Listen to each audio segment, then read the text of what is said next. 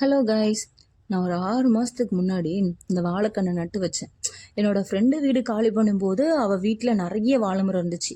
அதை எடுக்க முடியல. நானும் ஃப்ரெண்டோட பையனும் சேர்ந்து பக்கத்தில் இருந்த இந்த பக்கக்கண்ணுன்னு சொல்லுவோம்ல, அதை பிடிச்சி இழுத்தோம். கையோட வந்துட்டா அத்தை சரி வச்சு பார்ப்போம், வருமா என்னன்னு தெரியல, வீட்டில் கொண்டு வந்து நானும் நட்டு வச்சிட்டேன்.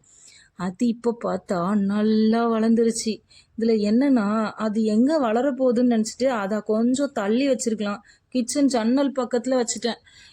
இப்போ அது நல்லா வளர்ந்துருச்சு. இந்த இந்த இருக்குல்ல, இவ்வளோ பெருசாக வளர்ந்துட்டு நான் இப்போ என்ன பண்ண முடியும்னு தெரில. இந்த அண்ணாச்சி இருக்குல்ல, இதையும் நான் ஒவ்வொரு டைம் வாங்கும்போதும் சரி வளர்ந்துராதான்னு சொல்லிட்டு வைக்கிறேன்.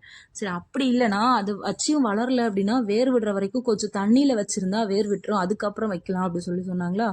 நானும் அதே மாதிரி தான் டம்ளர்லலாம் போட்டு தண்ணி ஊற்றி அதில் வேர் வர வரைக்கும் வச்சிடலாம் அப்படின்னு சொல்லிட்டு வேர் வர வரைக்கும் வச்சு எடுத்து அதுக்கப்புறம் தான் நான் மண்ணில் கொண்டு போய் வைக்கிறேன். ஆனால் அது நான் எப்படி வைக்கிறேனோ அப்படியே நிற்குது. எவ்வளோ நாள் ஆனாலும் அது அப்படி தான் நிற்கிற மாதிரி இருக்குது, வளரவே மாட்டேங்குது. எனக்கு எப்படி இதை பண்ணணுங்கிறது எனக்கு தெரில.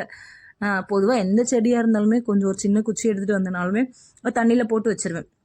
அதுலேருந்து வேர் வரும்ல, அதுக்கப்புறமா தான் நான் அதை நட்டு வச்சு செடியாக வளர்ப்பேன். அது அப்படியே எனக்கு கொஞ்சம் பழகிருச்சு. ஆனால் அது நல்லா தான் வருது மற்ற செடியெலாம். ஆனால் அந்த அண்ணாச்சி மட்டும் வேர்லாம் விடுது, எடுத்து வைக்கும்போது வளரவும் மாட்டேங்குது.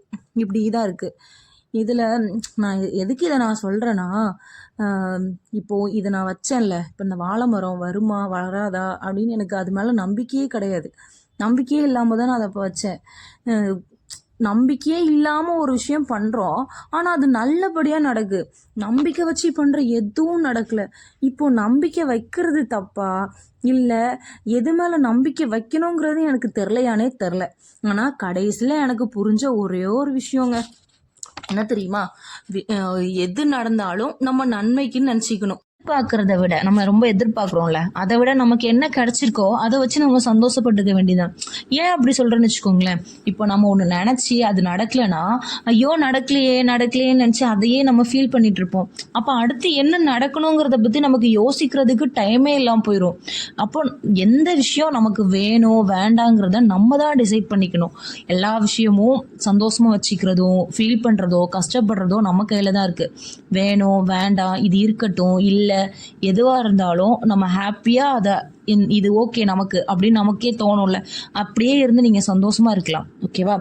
இதெல்லாம் என்ன, என் வீட்டில் உள்ள கொஞ்சம் சின்ன சின்ன செடி தான். இதெல்லாமே என் ஃப்ரெண்டு வீடு காலி பண்ணும்போது நான் கொண்டு வந்து வச்சது தான்.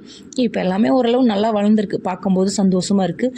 இன்னும் எனக்கு காய்கறி செடியெலாம் வீட்டிலே வளர்க்கணுன்னு ரொம்ப ஆசை. ஆனால் இதுக்கு முன்னாடியும் நான் வளர்த்துருக்கேன், கத்தரிக்காய் தக்காளி மிளகாய் அப்படி சொல்லிட்டு. ஆனால் அது நானே தான் வளர்த்தேன், நல்லா இருந்துச்சு. நான் திரும்பியும் அதை ஸ்டார்ட் பண்ணலான் இருக்கேன். அப்படி பண்ணால் அதையும் உங்களுக்கு வீடியோவாக